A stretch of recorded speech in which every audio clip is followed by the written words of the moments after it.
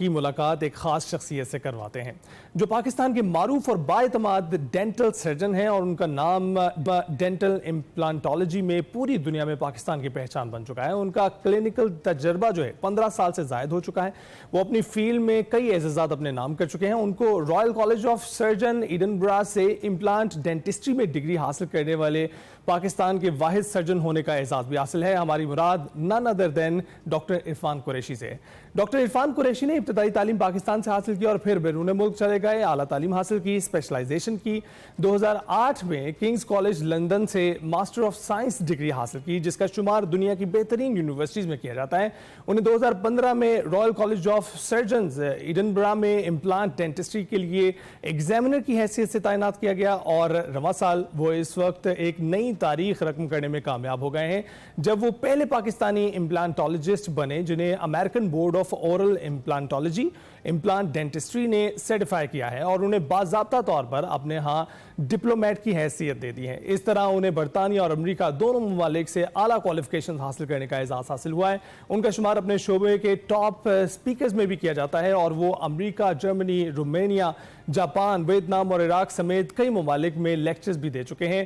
مزید انتظار کروائے بغیر ڈاکٹر عرفان قریشی کی طرح ہیں جو اس وقت ہمارے ساتھ موجود ہیں، آپ کی ملاقات کرواتے ہیں۔ ڈاکٹر صاحب بہت بہت شکریہ ہمیں جوائن کرنے کے لیے، گڈ مارننگ۔ اپنے بزی شیڈول سے آپ نے وقت نکالا، کیسے آپ؟ وعلیکم السلام، آپ کی انویٹیشن کا بہت بہت شکریہ۔ میں ٹھیک ہوں، امید ہے آپ بھی اللہ کے فضل سے ٹھیک ہوں گے۔ Thank you very much for joining اس۔ ڈاکٹر صاحب یہ بتائیے گا کہ آپ پہلے پاکستانی ہیں جو American board of oral implantology implant dentistry سے بورڈ سرٹیفائیڈ ہوئے ہیں، تو پاکستان کے لیے کتنا قابل فخر لمحہ ہے یہ؟ پہلے تو میں اللہ کا شکر ادا کرتا ہوں، اور پاکستان کے لیے اگر یہ قابل فخر ہے تو میرے لیے یہ قابل تسکین ہے۔ میرے دل کو خوشی ملتی ہے کہ میں کوئی ایسا کام کر سکا کہ میرے ملک کو اور میرے ملک میں رہنے والوں کو میں نے کوئی وجہ دی فخر محسوس کرنے کی۔ اور مجھے پرانا وقت یاد آتا ہے کہ جب میں نے ایف ایس سی کیا تھا، اور اس وقت بڑی ٹینشن تھی کہ کالج میں، میڈیکل کالج میں داخلہ ہوگا یا نہیں ہوگا، تو گھر سے ڈانٹ وغیرہ پڑتی تھی۔ کسی نے کہا کہ بس ٹھیک ہے تو موچی بنے گا، تو اس پہ مجھے میرے دادا کی ایک بات یاد ہے۔ میرے دادا نے کہا تھا، پتر کوئی گل نہیں، تو موچی بن جائیں، لیکن پھر تو موچی انجدہ بنی کہ دنیا اس کسی نو اپنی جوتی ودیا مرمت کرانی ہوئے نا، وہ آئے تیرے کول۔ So my grandfather said that become the best at what you do. اور پتہ نہیں کیوں سم ہاؤ یہ نا میری فطرت کا حصہ بن گیا ہے کہ میری کوشش ہوتی ہے کہ میں جو بھی کروں وہ میں اس طرح کر کے دکھاؤں کہ دنیا بولے کہ ہاں یار اس سے بہتر کبھی کسی نے نہیں کیا۔ تو کوشش تو میری یہی ہوتی ہے۔ آپ کو بیسٹ ایڈوائس ملی تھی۔ ڈاکٹر صاحب ہم چاہیں گے کہ امپلانٹالوجی پر بات کرنے سے پہلے آپ کے کریئر پر تھوڑی سی بات کر لیں۔ آپ ڈینٹل کی فیلڈ سے کیسے منسلک ہوئے، موٹیویشن تھی کیا، گولز کیا تھے، اور کس وجہ سے اس فیلڈ میں اپنا لوہا منوانا چاہا آپ نے؟ یہ دلچسپ کہانی ہے اور کچھ پرمزہ بھی ہے، اس میں ایک بڑا لمبا جرنی ہے، اور میرا تو کوئی ارادہ نہیں تھا، لیکن میرا نا، میں یہاں یہ بھی کہنا چاہوں گا، میرے جو والد صاحب ہیں اللہ ان کو لمبی عمر بخشے، صحت تندرستی کے ساتھ، آمین۔ میرے والد سے بڑا عشق ہے، اور انہوں نے مجھے بڑا زبردستی کہا کہ نہیں تو نے یہ کرنا ہے، اس کے بعد تو جو مرضی کر لینا، مگر تو پہلے مجھے یہ ڈگری لے کے دکھا۔ اور اس میں پھر جب میں کالج میں تھا تو مجھے یاد ہے کہ میری طبیعت کچھ مختلف قسم کی تھی، مطلب وکھرے قسم کے مزاج کا مالک ہوں، تو وہ پہلے 2 سال میں، 4 سال کا کورس ہوتا ہے ہمارا بی ڈی ایس کا، پہلے 2 سال میں مجھے 3 سبجیکٹس میں فیل کر دیا گیا۔ مجھے بڑا غصہ چڑھا، میں نے کہا کہ ٹھیک ہے اب میں کر کے دکھاؤں گا یہ۔ اور شاید اس کالج کی تاریخ میں ایسے لوگ نہیں ہوں گے کہ اگلے 2 سالوں میں میری پھر 3 ڈسٹنکشنز تھیں، تو اور اس کے بعد تھوڑا شوق بھی ہو گیا، میرا سرجیکل ہاتھ اچھا تھا، مجھے کچھ بہت اچھے مینٹورز ملے، اور یہاں میں نام لینا چاہوں گا، وہ اگر سن رہے ہوں تو مجھے بڑی خوشی ہوگی، ڈاکٹر جعفر جعفری میرے ایک ٹیچر ہوتے تھے، اب وہ امریکہ میں ہیں۔ انہوں نے مجھے کہا کہ تم نا یہ کر کے دکھاؤ، باقی باتیں بعد میں ہوتی رہیں گی، تمہارے اندر پوٹینشیل ہے، تمہارے اندر صلاحیت ہے۔ تو میں ان کا بڑا شکر گزار ہوں، انہوں نے میری زندگی چینج کر دی، تو اللہ کا شکر ہے۔ اور مجھے یہ میں نے کہا نا میری فطرت کا حصہ ہے کہ، اور میں سب کو جو میرے آس پاس جو ینگسٹرز ہیں جو مجھ سے گائیڈنس لینے آتے ہیں، میں انہیں کہتا ہوں بھائی جو بھی کرو کرو اس طرح کہ دنیا مانے کہ ہاں یار اس سے بہتر کوئی امیزنگ امیزنگ آپ کی. ڈاکٹر صاحب بتائیے گا کہ ڈینٹل امپلانٹولوجی جو ہے اس کا طریقہ کار کیا ہوتا ہے اور ایک مریض کو اس کی ضرورت کب پیش آتی ہے؟ ڈینٹل امپلانٹولوجی ایک انٹرسٹنگ فیلڈ ہے. اس کے اندر مختلف قسم کی اسپیشلٹیز ایک جگہ پر آ کے ایمالگمیٹ ہو جاتی ہیں. اس میں ایک سرجیکل کمپوننٹ بھی ہے, اس میں جس کو ہم ریسٹوریٹیو کہتے ہیں, یعنی آپ سمجھ لیں کہ آپ کی ایگزسٹنگ دانتوں کو مرمت کرنے کی جو صلاحیت ہے وہ بھی بروئے کار آ جاتی ہے, اور اس میں کاسمیٹکس بھی آ جاتی ہیں. تو یہ ایک ایسا یونیک فیلڈ ہے کہ آپ کی ملٹیپل سکلز کو یہ ٹیسٹ کرتا ہے اور نرچر کرتا ہے. اور مجھے سرجری کا شروع سے شوق تھا, اور ڈینٹسٹری کے اندر بہت ساری اور اسپیشلٹیز ہیں. یہ شاید کم لوگوں کو بات معلوم ہے کہ صرف بی ڈی ایس اور ایک ڈینٹل سرجن ایک جنرل پریکٹیشنر ہوتا ہے, مگر اس کے علاوہ اس کے اندر بہت ساری اور اسپیشلٹیز موجود ہیں. تو امپلانٹولوجی مختلف اسپیشلٹیز کا ایک پورا اس کی ایمالگمیشن ہے. تو اس میں مزہ بھی آتا ہے, اور the gold standard for tooth replacement is a dental implant. یہ دنیا بھر میں سب سے زیادہ ایڈوانسڈ علاج ہے. اس میں بہت زیادہ تحقیق بھی ہو رہی ہے, اور یہ بہت ڈائنامک ایک فیلڈ ہے جس میں بہت ہائی لیول کی کانفرنسز ہوتی ہیں, جن میں میں بھی اکثر جا کے اسپیکر کے طور پہ جا کے لیکچر دیتا ہوں. تو اس میں یہ ایکسائٹنگ بھی ہے, یہ کیونکہ ماڈرن ہے تو اس کو کرنے میں ایک مزہ بھی آتا ہے, اور سب سے بڑی بات ہے جاب سیٹسفیکشن. تو تب یہ ہر مریض کے لیے ممکن ہے یا کچھ مخصوص لوگ ہی سے کروا سکتے ہیں؟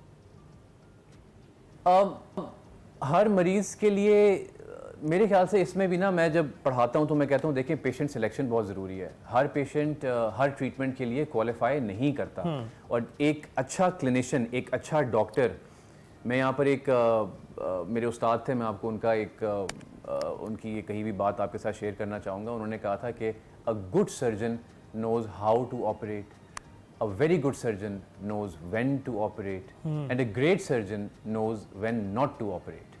تو ہر مریض کے لیے ہر قسم کا علاج نہیں کوالیفائی کرتا. تو اس میں پیشنٹ سلیکشن, پیشنٹ اسکریننگ کا ایک بہت بڑا رول ہے, جس میں آپ کی ڈائگنوسٹک ابیلٹی, آپ کی مرض کو اس کی تشخیص کرنے کی ابیلٹی بھی سامنے آتی ہے.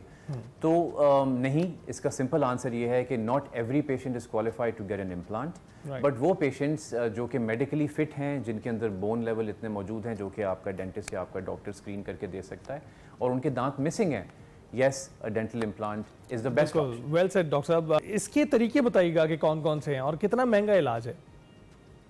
یہ طریقہ اٹ ڈپینڈس کہ کتنا کمپلیکس کیس ہے. کبھی کبھی ایک سنگل امپلانٹ, جس طرح میرے بارے میں میری ٹیم یہ کہتی ہے کہ سر آپ ایک امپلانٹ نا مشکل سے 6-7 منٹ میں کر دیتے ہیں, جو کہ میں اکثر کر دیتا ہوں اللہ کے فضل سے. وہ سمپل کیس ہوتے ہیں. کبھی کبھی مشکل کیسز بھی آتے ہیں, تو اس میں ٹائم تو لگتا ہے, اور بون گروتھ امپلانٹس کے اوپر کبھی کئی مہینے لگا لیتی ہے. تو اس کے اوپر ایک لمبی ڈبیٹ بھی کی جا سکتی ہے, بڑی انٹرسٹنگ ڈسکشن کی جا سکتی ہے.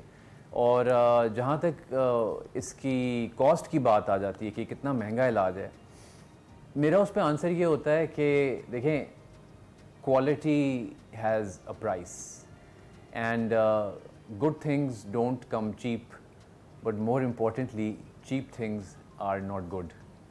تو میں اکثر یہ کہتا ہوں کہ کوالٹی پہ جائیں اور اس کی پرائس پہ کمپرومائز نہ کریں. ظاہر ہے افورڈیبلٹی از اے فیکٹر جس پہ شاید کام کرنے کی ضرورت ہے. جو ہمارے ادارے ہیں جو کہ ہیلتھ کیئر پرووائڈ کرتے ہیں, ان کو اس میں انوالو ہونا چاہیے, بٹ آبویسلی ہیلتھ کیئر پہ کوئی کمپرومائز نہیں ہونا چاہیے. And any quality health care will never be inexpensive. اس کی وہ کہیں نہ کہیں آپ کو مہنگی لگے گی, کیونکہ اس کے اندر ایک کوالٹی انوالوڈ ہے. Absolutely, quality has a price. تو ڈاکٹر صاحب, پاکستان میں ڈینٹل امپلانٹولوجی کے شعبے میں اس وقت کیا مواقع موجود ہیں, اور پاکستان میں ڈینٹل ایجوکیشن اور پریکٹس کو آپ کہاں دیکھتے ہیں؟ میرے خیال سے اس سوال کا جواب تقریباً سبھی جانتے ہیں کہ مواقع بدقسمتی سے ہمارے ملک میں کم ہیں, اور جو ہماری کوالٹی آف ایجوکیشن ہے, خاص طور سے میں اس پہ تھوڑی سی روشنی ڈالنا چاہوں گا کہ یہ ڈینٹسٹری کے حوالے سے ہم ایون اپنے پڑوسی ملک سے بہت پیچھے ہیں, اور اس پہ نظر ثانی کرنے کی ضرورت ہے ان اتھارٹیز کو, ان لوگوں کو جو کہ اس کو اوورسی کرتے ہیں. کہ ہمارے ملک میں ایجوکیشن کا تعلیم کا معیار کیا ہے، ایون ڈینٹسٹری کے حوالے سے میں یہ بتاتا چلوں آپ کو کہ پاکستان کا 4 سال کا BDS اور 1 سال کی ہاؤس جاب اگر امریکہ جائیں تو وہاں مشکل سے وہ 2 یا 3 سال کی یونیورسٹی ایجوکیشن کے برابر اس کی ایکویولنس ہے، اور وہاں جا کے پھر لاکھوں ڈالر خرچ کر کے ہمارے جو یہاں سے جاتے ہیں ینگ گریجویٹس ان کو لاکھوں ڈالر خرچ کر کے پھر وہاں پہ گریجویٹ کرنا پڑتا ہے. اب ظاہر ہے وہاں لاکھوں ڈالر لگا کے پھر واپس آنے کی موٹیویشن ختم ہو جاتی ہے. میرا یہ ایک ویژن تھا کہ میں باہر سے اعلیٰ تعلیم حاصل کر کے واپس آؤں and I want to make a difference. میری طرح کے اور بھی لوگ ہیں جو کہ آنا چاہتے ہیں، تو اور میری اگین یہ گزارش ہوگی ہماری حکومت سے کہ ان کے لیے اس طرح کے مواقع فراہم کیے جائیں تاکہ ان کے لیے آسانی ہو پاکستان میں آ کے اس معیار کو بہتر کرنے کی. تو آپ سمجھتے ہیں کہ پاکستان میں جو یہ ڈینٹل تعلیم ہے عالمی معیار سے ہم آہنگ ہے؟ آپ کو لگتا ہے کہ نہیں ہے شاید، اور ہمیں بھی ایسا ہی لگتا ہے کیونکہ آپ نے بتایا کہ ہماری 4 سال کی پڑھائی باہر جاتے ہیں تو پتہ چلتا ہے 2 سال میں مکمل ہو جائے. تو عوام کی رہنمائی آپ تھوڑی سی کر دیں، کیونکہ جسے روٹ کینال کرانا ہے وہ بھی عام ڈینٹسٹ سے ہی رجوع کرتا ہے. کیا پروٹوکولز ہونے چاہیے؟ جی، جس طرح آپ نے پچھلا سوال کیا کہ جو پاکستان میں ڈینٹسٹری کے حوالے سے تعلیم دی جا رہی ہے کیا وہ عالمی معیار کے مطابق ہے یا نہیں، اور میرا جواب تھا کہ نہیں. اور بدقسمتی سے جو ہمارے ہاں ڈینٹسٹری کے حوالے سے ہیلتھ کیئر پرووائڈ کی جاتی ہے وہ بھی عالمی معیار سے بہت نیچے ہے، بلکہ وہ تو جو ایک بیسک سیفٹی کا معیار ہوتا ہے اس سے بھی بہت نیچے ہے. اور میں یہاں یہ بھی بتاتا چلوں کہ ڈینٹسٹری یا dentist are the commonest cause for transmission of HIV and hepatitis. تو اس کے اندر اس کا بہت خیال رکھنا پڑتا ہے اور اس میں اگین ایک کاسٹ انوالوڈ ہوتی ہے. اور دوسرا آپ کا جو سوال تھا اس کا دوسرا حصہ جو تھا کہ اسپیشلسٹ کے پاس جانا چاہیے نہیں، کہ روٹ کنال جیسے پروسیجرز کرانے کے لیے بھی مریض جو ہیں وہ ایک عام جنرل پریکٹیشنر کے پاس چلے جاتے ہیں. تو اس کا میرا جواب یہ ہے کہ جی یہ ڈینٹسٹری کے اندر جیسے میں نے پہلے کہا کہ ان کے اندر بھی اسپیشلٹیز ہیں. جنرل ڈینٹسٹ روٹ کنالز کر سکتے ہیں، ضرور کر سکتے ہیں، مگر روٹ کنال ٹریٹمنٹ ایک اسپیشلسٹ فیلڈ ہے، اس کو اینڈوڈونٹکس کہا جاتا ہے. جس طرح آپ آرتھوڈونٹکس کے ایک نام سے واقف ہوں گے، اس طرح اورل پیتھولوجی ایک اور فیلڈ ہے، پیریوڈونٹولوجی ایک اور فیلڈ ہے، اورل سرجری ایک اور فیلڈ ہے. ہماری امپلانٹولوجی اسپیشلٹی بنتی جا رہی ہے. تو اسی لیے بہتر ہے کہ ایک اسپیشلسٹ پروسیجر کے لیے آپ ایک اسپیشلسٹ کے پاس ہی جائیں. اور آج کل انٹرنیٹ ہے، آرٹیفیشل انٹیلیجنس ہے، اتنی زیادہ انفارمیشن ہے کہ کسی کے لیے پاسبل اب نہیں رہا کہ وہ عوام کو، مریضوں کو مسلیڈ کر سکے. Do your research, go to a specialist. Doctor صاحب اتنے سارے نام لے لیے ہیں تو زیادہ تر کے بارے میں تو عوام کو علم بھی نہیں ہے اور ہمیں بھی شاید کم علم ہے کیونکہ آپ کی فیلڈ ہے. تو بتائیے گا کہ اس فیلڈ کو لے کر آپ کو لگتا ہے کہ نصاب یا پریکٹیکل وہ عالمی معیار کے مطابق ہے پاکستان میں؟ جی جو ہمارا نصاب یعنی کہ کریکولم ہے وہ بھی مجھے لگتا ہے کہ ہمیں اس کو بالکل ری ویمپ کرنے کی ضرورت ہے تاکہ وہ ایک انٹرنیشنل اسٹینڈرڈ کے مطابق آ جائے. جب گریجویٹس نکلتے ہیں کالج سے ان کے لیے ایک شوق ہوتا ہے کیونکہ جو پریکٹیکل لائف کے اندر کلینکل پریکٹس ہے وہ بہت ڈفرینٹ ہے. اور میں اس میں ایک اور چیز کہوں گا کہ دیکھیں پیشنٹ کے ساتھ کمیونیکیشن، میرا جو تھوڑا بہت اللہ نے مجھے کامیابی عطا فرمائی اس میں ایک بہت بڑا ہاتھ ہے میری ایبلٹی ٹو کمیونیکیٹ. یہ ہمارے ڈاکٹرز کو نہیں سکھایا جاتا، مریضوں کے ساتھ بات کس طرح کی جائے. آپ کو یہ معلوم ہے کہ ہم جب Royal college of surgeons England میں جا کے ایگزام دیتے ہیں تو آپ مریض کو کس طرح انٹروڈیوس کرا رہے ہیں اپنے آپ کو، اس کے مارکس ہوتے ہیں. اگر آپ صحیح طرح نہیں کرائیں اس کے مارکس کٹتے ہیں. مریض کو ہمیشہ اس کے دائیں طرف سے رائٹ سائڈ سے اپروچ کیا جاتا ہے، اگر آپ نہیں کریں گے اس کے مارکس کٹتے ہیں.